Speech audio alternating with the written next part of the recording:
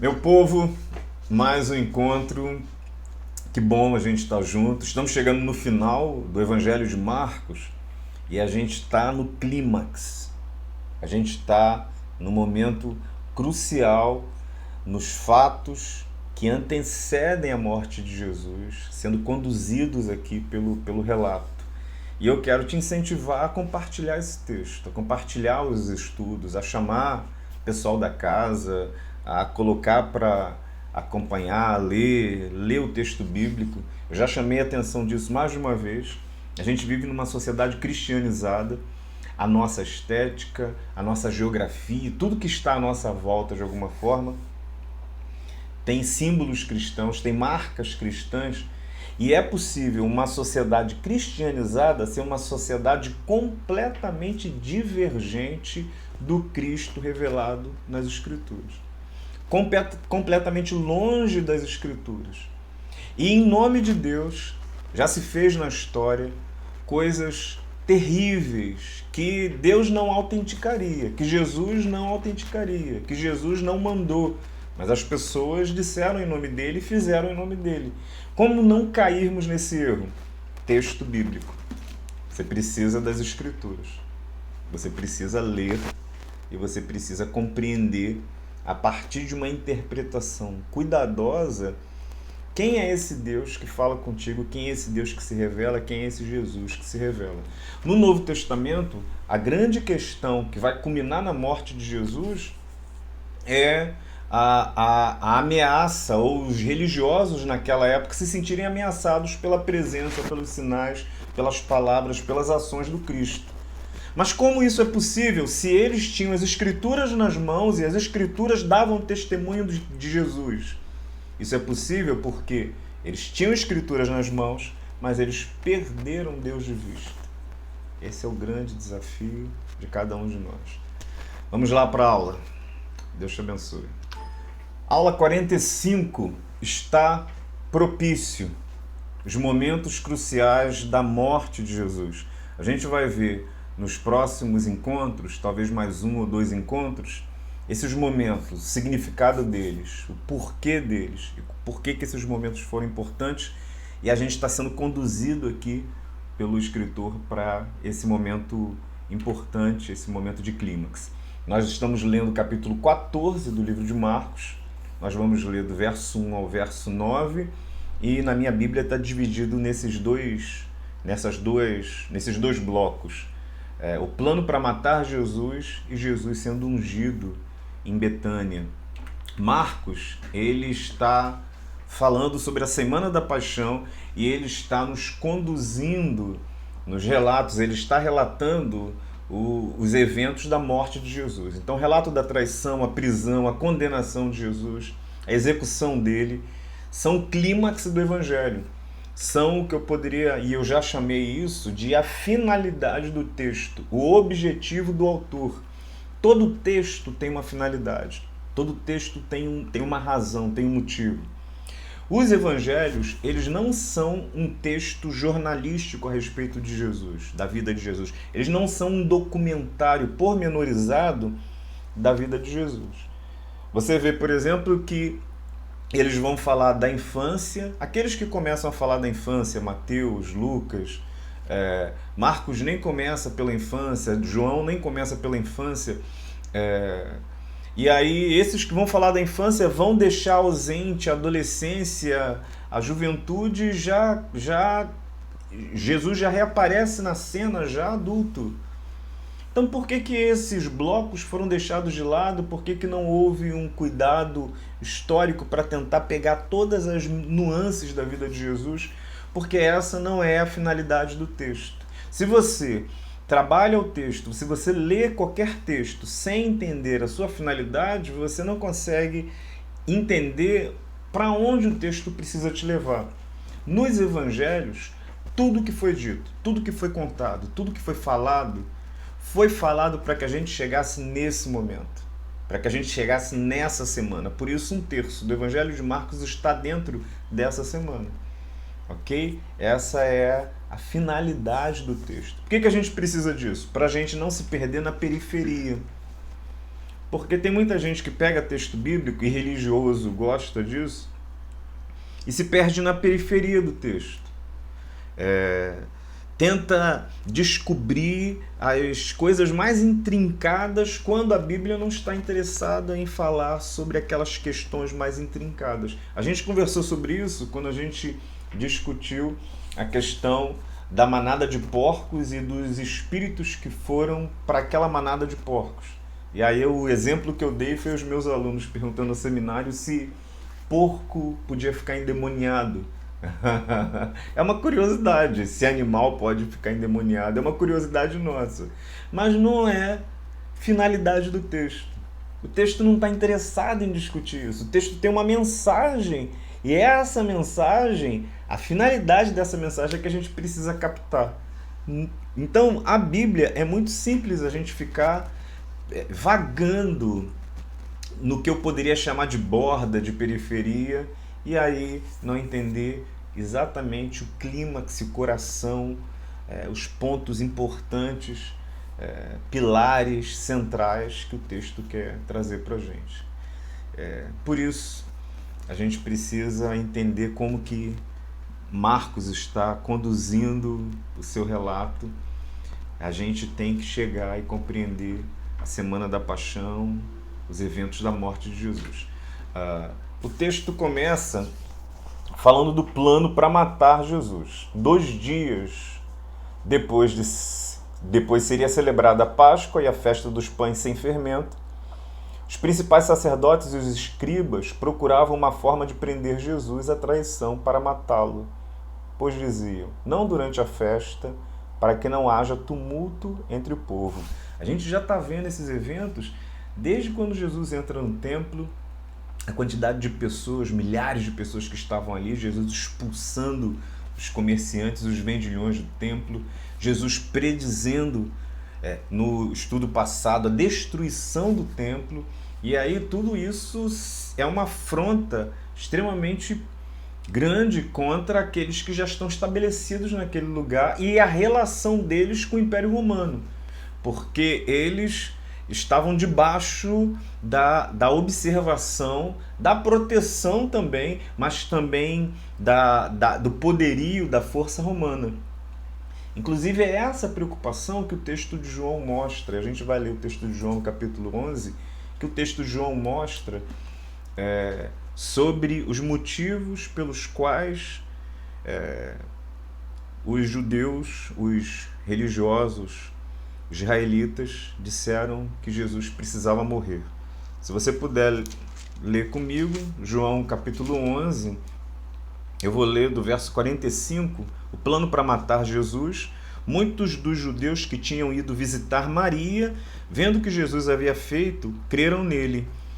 Outros, porém, foram até os fariseus e lhes contaram o que Jesus havia feito. Quem são esses? Eles são os que presenciaram a ressurreição de Lázaro. A gente está aqui no contexto da ressurreição de Lázaro. Então, aqueles que presenciaram a ressurreição de Lázaro ficaram profundamente tocados. Muitos, diz o texto, creram em Jesus por conta daqueles sinais. Outros, de maneira cética, correram para avisar os fariseus os sinais que Jesus estava fazendo. E um dos sinais era a ressurreição de Lázaro. Para você ver que nem a ressurreição... Imagina você, uma pessoa morta, tornada à vida, mas isso não é suficiente para quebrar a couraça daqueles corações e o plano que eles já tinham cristalizado no coração e na alma contra Jesus. Verso 47 vai dizer então o seguinte, no capítulo 11: então os principais sacerdotes e os fariseus convocaram o sinédrio e disseram: o que estamos fazendo uma vez que este homem opera muitos sinais? Se o deixarmos, assim todos crerão nele, depois virão os romanos e tomarão não só o nosso lugar, mas a nossa própria nação. Aquilo que aconteceu na década de 70, a destruição do templo, o Império Romano invadindo, esse era o medo deles. E à medida que Jesus ele alcançava o favor das multidões, e elas clamavam: seja o nosso rei, seja rei sobre nós. Tentaram fazer isso mais de uma vez ao longo da caminhada de Jesus. Isso ia deixando os religiosos muito apavorados, muito amedrontados, porque Jesus ele não se dobrava à sedução deles, às palavras, àquilo que eles tentavam fazer. E Jesus ele os confrontava terrivelmente com o seu descaminho, com a maneira como eles estavam vivendo. Isso estava, de alguma forma, trazendo muita complicação, e o medo deles era o medo também do Império Romano entrar e destruí-los. Caifás, então, vai falar ao sumo sacerdote, verso 49, vai dizer: mas um deles, Caifás, que era sumo sacerdote naquele ano, advertiu-os dizendo: vocês não sabem nada, nem entendem que é melhor para vocês que morra um só homem pelo povo e que não venha a perecer toda a nação. Aí João, escrevendo o texto, ele, em cima da palavra de Caifás, vai trazer uma compreensão teológica, vai trazer um comentário àquilo que ele está fazendo, àquilo que ele está dizendo. Então ele vai dizer: ora, Caifás não disse isto por conta própria, mas sendo sumo sacerdote naquele ano, profetizou que Jesus estava para morrer pela nação. E aí João ainda fala mais: e não somente pela nação, mas também para reunir em um só corpo os filhos de Deus que andam dispersos. Você tem que entender que esse texto ele está sendo colocado, está sendo compartilhado com toda a igreja, com os dispersos, com aqueles que não viram os fatos da ressurreição, mas precisam agora compreender quem é Jesus. Esse texto é escrito anos após a morte de Cristo, inclusive, e começa a circular naquelas comunidades. Então, além de falar dos fatos, ele precisa também explicar o porquê, explicar as razões, explicar os motivos. Por isso a gente entende que é um texto teológico, porque ele vai além dos fatos narrados, ele vai além dos registros jornalísticos, assim, eu poderia dizer, para você entender. Ele vai trazer as orientações, os ensinos, as compreensões que aquele povo que está recebendo o texto precisa ter. Eles estão apavorados e Caifás acaba profetizando sobre Jesus, dizendo que é melhor que morra um só homem por todo o povo do que perecer toda a nação. E Caifás acaba afirmando todo o processo que existia em relação ao sacrifício que vinha do Antigo Testamento. Por isso o título da nossa lição está propício. Por quê? E aí eu quero uma definição simples do que significa propício. Você tem outras definições que pode achar, uma definição muito simples: aquilo que se apresenta de modo oportuno, no momento certo. Então, exemplo, dia propício para o casamento, cujas propriedades são importantes para a realização de algo favorável, algo adequado. Está propício. Existia na arca do concerto uma peça que era chamada de propiciatório de ouro. É exatamente essa palavra. Era a peça que era preparada como tampo da arca, e sobre ela era aspergido sangue do animal que simbolizaria aquele que foi morto para retirar os pecados, para pagar pelos pecados de toda a nação. Então a gente tem aqui o propiciatório. Então existem diversas figuras na internet sobre tentativas, de recriação da arca, mas aqui está uma tentativa nossa. A gente tem aqui a arca, e aí banhada a ouro, acima esse tampo aqui da arca, porque ela é um baú, Então esse tampo aqui da arca, os querubins, segundo a orientação de Levítico 16, depois você pode ler, todo o capítulo 16 vai falar sobre esse processo do sacrifício que era oferecido. Então, você tem aqui o tampo, os querubins que eram colocados, os querubins com as asas abertas, cobrindo aqui, e é como se os querubins estivessem olhando para esse centro aqui, e o tampo da arca era o lugar da Shekinah, o lugar da glória de Deus. É como se Deus estivesse com os seus pés assentados sobre a terra, a sua glória estivesse exatamente nesse lugar da arca. Essa era a compreensão do povo de Israel na sua peregrinação no deserto.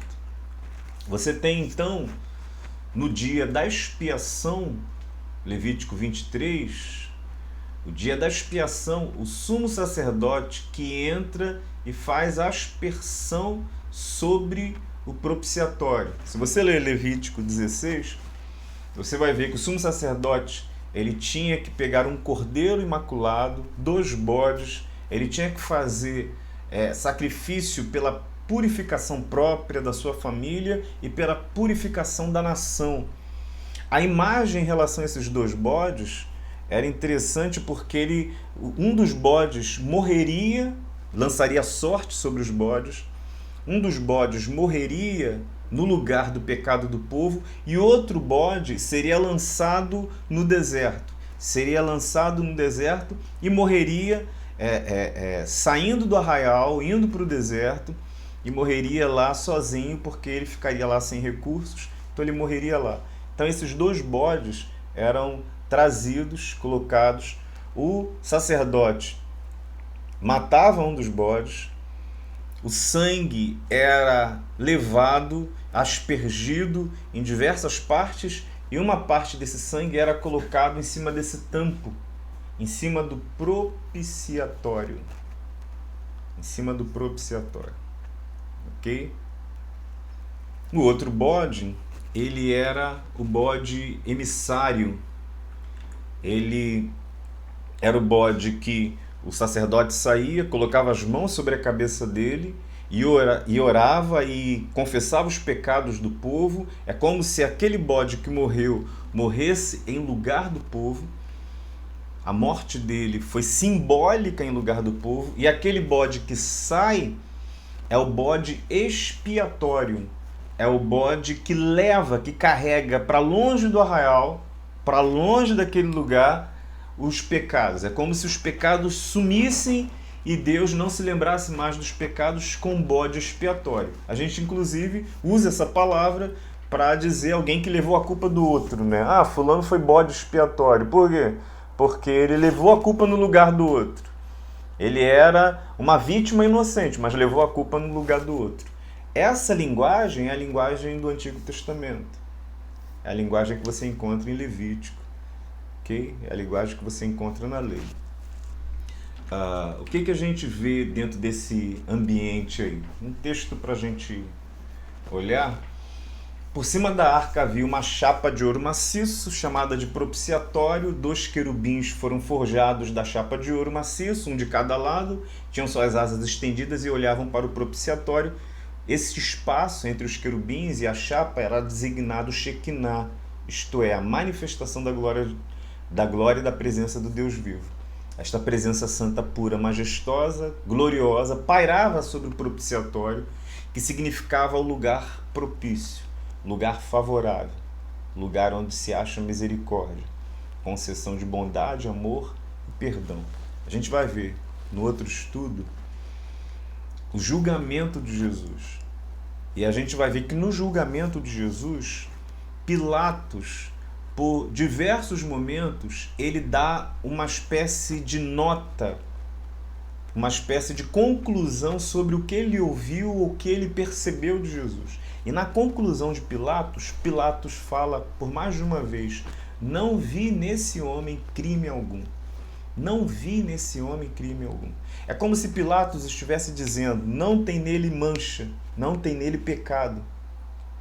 E é como se Pilatos estivesse funcionando para a profecia como os querubins na tampa, no tampo do propiciatório. Porque os querubins olham o sangue, o animal está propício, eles olham o sangue e eles podem dizer: o sacrifício foi feito, o sacrifício é agradável a Deus, está propício a Deus. Então, quando Pilatos fala isso, o que ele, na verdade, cumpre, segundo o propósito de Deus, é a percepção de que Jesus está pronto, está no momento. Ele é o sacrifício adequado, ele é o sacrifício perfeito, que foi feito por todos os homens. E é muito interessante perceber quanto que Caifás, longe de Deus, Pilatos, longe de Deus, ainda assim cumprem o propósito do Senhor. Ainda assim cumprem o propósito do Senhor. Isso se chama soberania. Soberania de Deus, que não nos pertence, está acima de nós. A arca e o propiciatório simbolizam Jesus em a nossa vida, Emanuel, Deus conosco. A gente entende que tudo que existe no Antigo Testamento aponta para o Cristo. Então, os sacrifícios, todo o sistema, os animais, todo o tabernáculo são figuras, pré-figurações daquilo que Jesus cumpriu, daquilo que Jesus foi, daquilo que Jesus mostrou. Por isso ele é o sacrifício perfeito, por isso ele também é o sumo sacerdote que oferece esse sacrifício. A gente já conversou isso em diversos outros estudos, entendeu? Então, o que é interessante é que o texto fala que essas coisas estão acontecendo na Páscoa. O ambiente ali é da Páscoa. Nosso texto diz que depois da Páscoa, porque você teria muita gente na cidade, muito tumulto, para que eles pudessem conseguir tirar Jesus do meio do povo sem que houvesse agitação. Então, vai dizer, 2 dias depois seria celebrada a Páscoa e a festa dos pães sem fermento. A Páscoa é a primeira festa do calendário judaico, ela comemora a libertação do povo da escravidão do Egito e é uma festa memorial que o povo vai comemorar todos os anos. Há uma compreensão, uma tradição que você tem 2 festas aí. Você tem a festa da Páscoa e a festa dos pães asmos. Às vezes o texto bíblico no Novo Testamento e durante e ao longo da Bíblia, ela retrata estas festas como 2 em alguns momentos. Às vezes elas são sinônimas, você tem um nome que vai designar as 2 festas, elas parecem que acabam se fundindo, são festas ali que estão ali uma em sequência da outra, mas você tem os símbolos de cada uma delas muito marcados na vida e para o povo, né? A Páscoa como a lembrança da passagem de Deus sobre o Egito e a mortandade dos primogênitos, e os pães asmos como lembrança da saída apressada, não deu tempo do pão levedar, da saída apressada para o lugar de morte, saindo apressadamente, deixando o pecado, deixando aquilo que os embaraçava rapidamente. Inclusive o Novo Testamento vai falar sobre os pães asmos e Jesus vai falar: cuidado com o fermento dos fariseus. Cuidado com o fermento dos fariseus.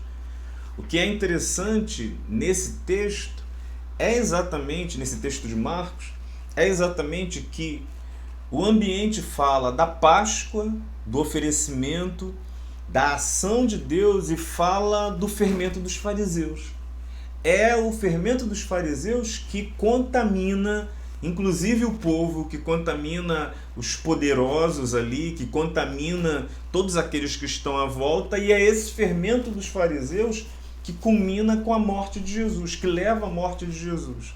É como se as festas elas estivessem naquele momento profetizando o que estava acontecendo dentro daquele cenário.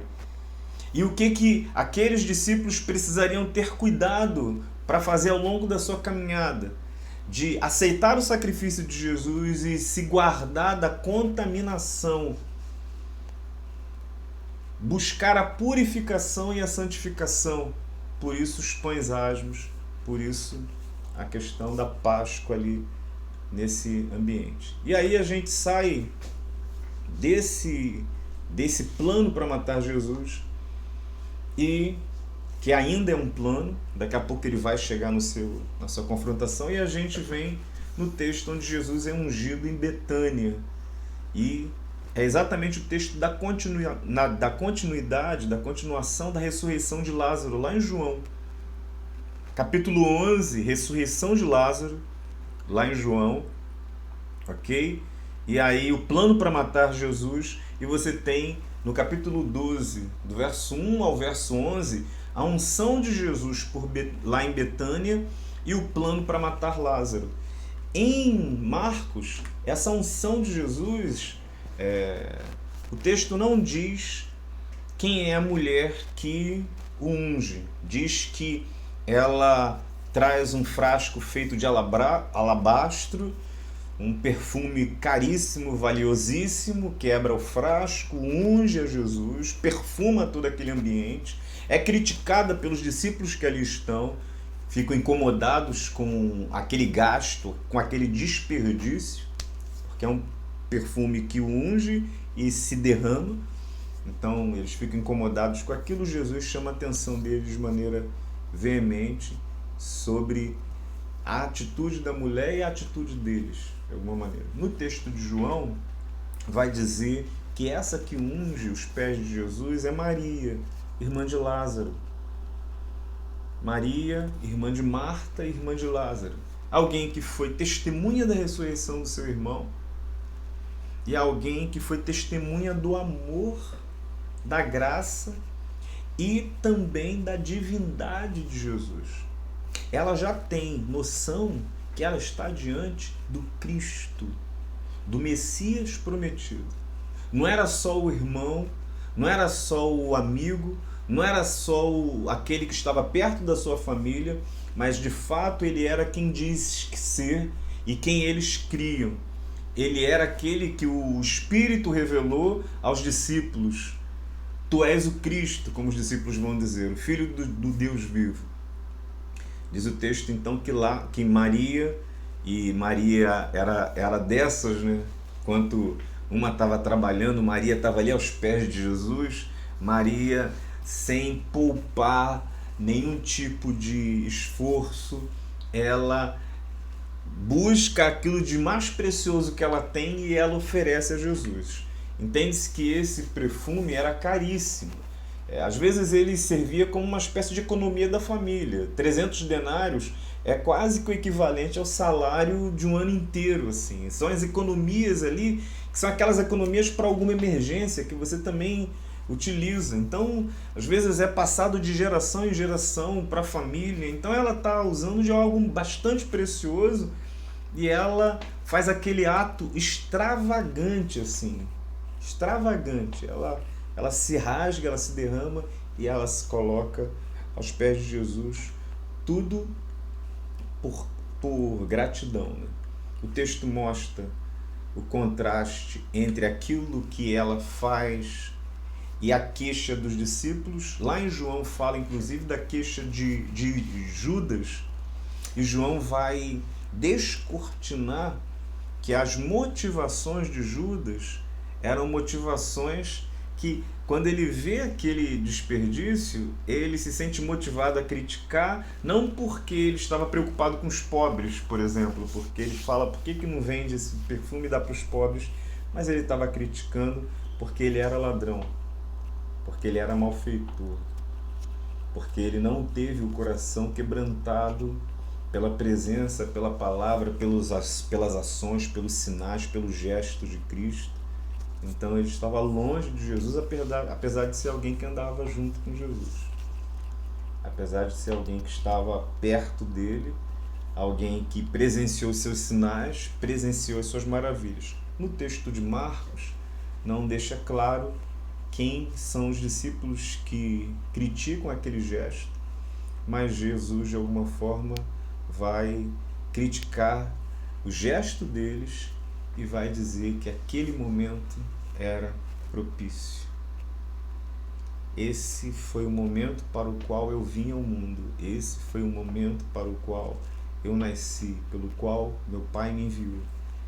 Por isso, todo derramamento que ela faz ali é um derramamento que celebra esse momento, que prepara, que unge, que separa Jesus para aqueles momentos, para aqueles atos e para aquelas ações pelos quais ele veio, pelos quais ele estava ali. Os discípulos não percebem isso, apesar de já terem todas as experiências importantes com Jesus, mas ela é completamente entregue à compreensão de quem Jesus é, talvez por ter experienciado a questão da ressurreição. Ela experimenta uma profunda, uma enorme gratidão na relação com Deus, na relação com Jesus ali. E o que é bonito da gratidão e do oferecimento dela é que ela não oferece alguma coisa para ter em troca. Entendeu? Ela não dá o máximo que ela tem e ela não se quebranta, ela não se derrama, ela não chora para que Jesus fizesse alguma coisa por ela, para que Deus fizesse alguma coisa por ela. Ela não barganha, não é um momento de barganhar, de troca, não é um momento de ver vantagens. Ela faz um gesto que ela não é um gesto autocentrado, né? Não é um gesto centrado nela, nas suas questões e nas suas necessidades. Por quê? Porque ela já teve tudo. Porque ele já lhe deu tudo. Porque ele já agiu na sua família, já cuidou da sua família, já cuidou da sua casa, já trouxe o seu irmão de volta à vida. Esse é um gesto de pura gratidão. Pura gratidão. Que Jesus não pede, inclusive. Jesus não fala para ela, ó, só vou agir na sua família se você fizer assim assado. Jesus faz de graça e ela oferece o que oferece de graça. E isso é o Evangelho. Isso é um movimento maravilhoso do Evangelho, que não tem a ver com obrigatoriedades, mas tem a ver com oferecimento de amor. Com nós nos tornarmos presos uns aos outros, não porque o outro nos prende, mas porque nós nos prendemos ao outro por amor. E é isso que acontece dentro desse momento ali em Betânia. Betânia foi um lugar que Jesus teve muito prazer de estar. O que eu acho interessante é que, se você examinar os evangelhos com cuidado, você vai ver que eles falam que foi em Betânia que Jesus subiu aos céus depois de ter ressurgido. Betânia, inclusive, eu digo que Betânia é um lugar de amigos. Betânia é um lugar de amigos. Betânia é um lugar onde Jesus passou antes de morrer. E Betânia é um lugar que Jesus passou antes de subir aos céus. Parece que Betânia era um lugar de determinado cuidado do coração dele. Determinado momento em que ele se sentia cuidado e em casa. Na presença dos irmãos, na presença daquelas pessoas que estavam ali, Betânia foi um lugar em que, antes da sua morte, e a gente está aqui, se avizinhando, a vizinhança da sua morte, se aproximando dela, Jesus, ele está em Betânia, e é em Betânia que ele é enxergado de mais uma vez como esse Filho de Deus. E é como se aquela mulher também tivesse representando o próprio Deus, que vai oferecer do seu bem mais precioso, que vai oferecer do seu bem mais caro e vai oferecer por nós o seu Filho. Então, para que a gente possa compreender o Cristo das Escrituras, a gente precisa entender o seu oferecimento. Está propício as questões que marcaram a sua morte, as questões que marcaram, os eventos que marcaram a sua cruz e os eventos que marcaram a sua ressurreição. Bom, Então é isso, por enquanto é isso. Semana que vem a gente se encontra e a gente dá caminho a isso daí. A gente vai falar sobre a traição e o traidor, a questão de Pedro, que também é uma traição, a maneira como Jesus trata essas questões, os pactos, a afirmação do amor de Jesus diante da dor e da traição dos discípulos. A gente vai caminhar nesse sentido para a cruz. Deus te abençoe e Deus te guarde. Vamos orar. Pai bendito, eu quero tão somente te agradecer, porque o Senhor enviou o seu Filho para morrer em meu lugar, sendo eu alguém que não mereço. É isso que a gente está vendo no texto, Pai.